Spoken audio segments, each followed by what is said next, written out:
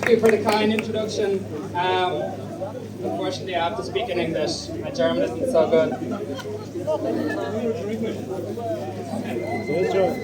In 1984, in Dublin, a 21-year-old woman called Mary Manning, who worked in a supermarket, refused to handle fruits from South Africa.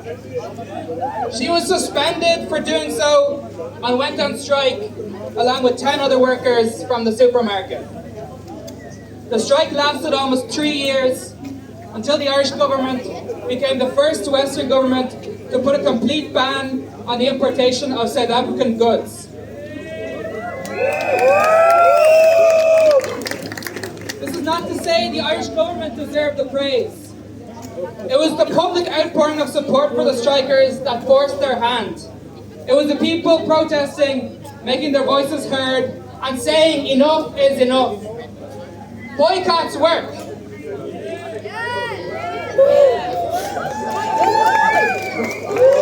Reactions to the strikers were not all positive at first. They were told they were actually hurting black people in South Africa by affecting their income, and people pushed past them and called them stupid little girls. But they knew what they were doing was right, and so they persevered. And I can say the same about a lot of people here who are fighting tirelessly for the Palestinian cause since the start of the genocide and long before. Who are at every protest, no matter how small, no matter how hostile the police and the Austrian public were. Thank you for all the work that you've done. And to the people who've joined the movement later, it's good to see you here too.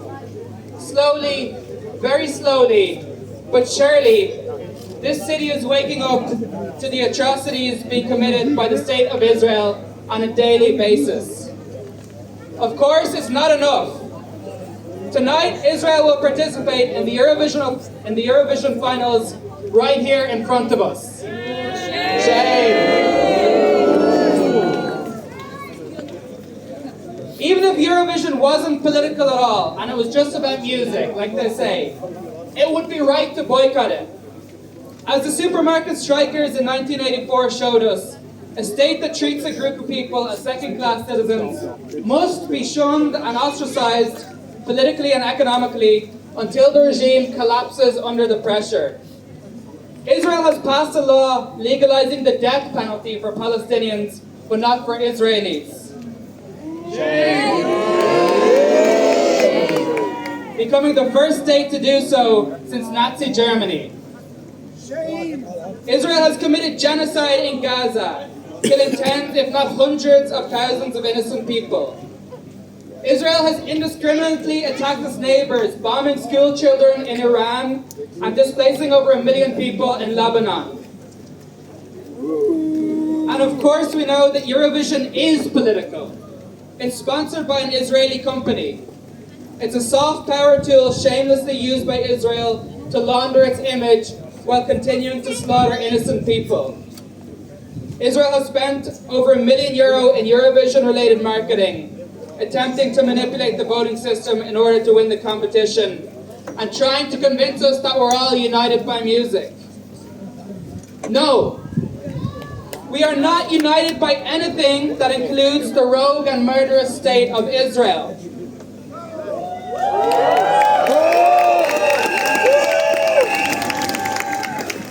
From all of us here, I would like to extend a massive fuck you to Israel.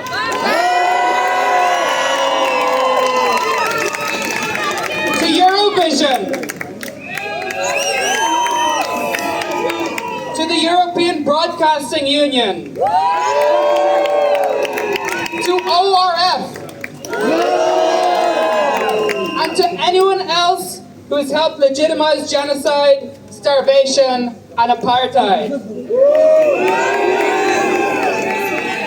We are united in solidarity with the people of Palestine who have had to endure hell on earth at the hands of Israel.